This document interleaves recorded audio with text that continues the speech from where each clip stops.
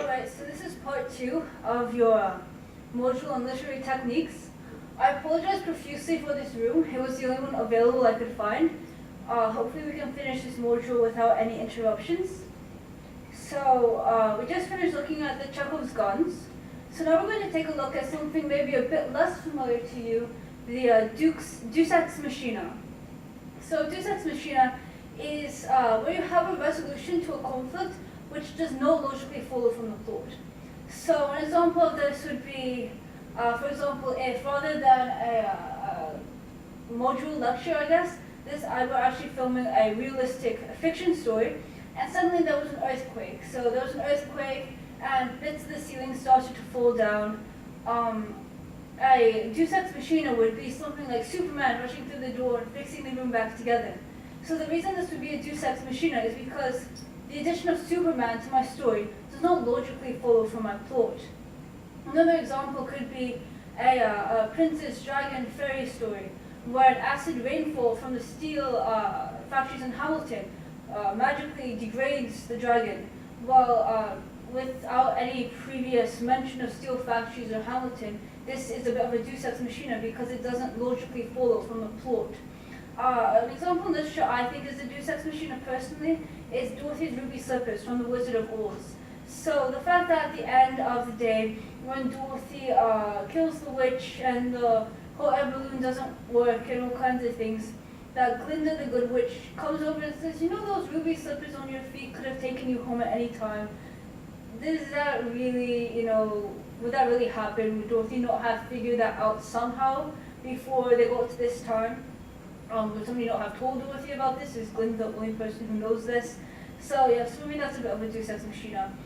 Deus Ex Machina can be spotted anywhere the hero magically appears to save the day, or something that just doesn't fit in with the story. It makes you think, would that really happen? Now it can be comedic. It can be playful comedy and a parody and a satire. Also, you'll see it a lot when we have Mary Sue's, as we'll get to in a couple slides. This is a link, tvtropes.org. This particular link has lots of good examples of Deus Ex Machina. TV Tropes in general has a lot of good information for plots, for characters. It's a focus on film and television, but it can be good for good source for writers. Sorry. Alright, so just a second. Sorry. Okay, never mind, sorry for the interruption. So next we can look at in media res, which is literally in the middle of things. That's what it means in Latin, I believe. And it's, sorry, I said beginning and then. It's when you start the story in the middle of the action, so the beginning, the middle. So the protagonist is hanging off the cliff. Or, Katniss Everdeen has her bow ready at the target. For Hunger Games reference. To throw in there, when you start something in the middle of the action, it's a nail-biting cliff. The nail-biting, sorry. But basically you don't start at the beginning where, once upon a time there was a boy named Bill and his mother was so-and-so and his father died when he was 6.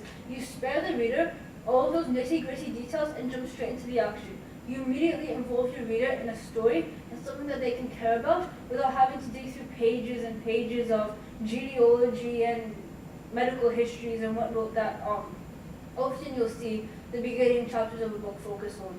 And you can tell your history in terms of flashbacks and memories and conversations and things like that. Next we have your unreliable narrator. So an unreliable narrator is when the prejudices or biases or misinformation or something the reader possesses filters their perspective of the story and consequently filters the reader's perspective of the story. So we're not getting the whole story, we're not getting the true story or the right story. We can consider things like Mark Twain often, Tom Sawyer, Huckleberry Finn. These are unreliable narrators because the actual course of events is probably not what they're telling us.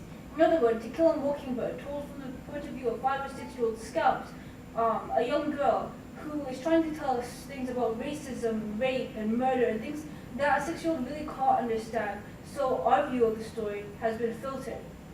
You can really spot an unreliable narrator quite easily.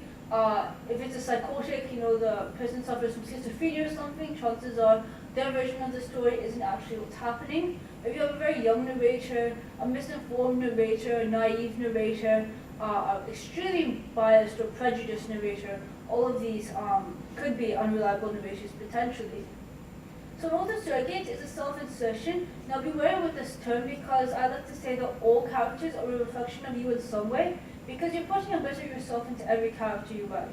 An author surrogate is a blatant self-insertion where it's so obvious that that's you in the story. You know, her name might be Jessica in the story, but other than that, you really could call her Beatrice, and it would be me in the story I wrote. So that's an author surrogate. Often they're looked down upon because most authors tend to improve their author surrogates quite a bit more than they are in real life. So they'll make them, you know, very physically attractive, virtually no negative traits. Everybody loves them. We usually look at the terms Mary Sue for women and Gary Stu for males when we're looking at author surrogates. And the series Twilight has received there's been some controversy over Twilight because many people see the character of Bella Swan, the protagonist, as a author surrogate for the author Stephenie Meyers. And if you want to explore that topic, it's actually quite interesting to see the many similarities between nearly perfect Bella Swan and her creator Stephenie Meyers. So this is your module exercise now. It's just to write a short piece, doesn't have to be long, 200, 250 words, half a page, whatever you want, using two or three of the techniques we've described. And you can go back, take a look and see which ones. Just make a note of which ones you used so we can give feedback on, you know, your use of that particular literary technique. So good luck with that. Hopefully this video turns out well. Thanks for listening.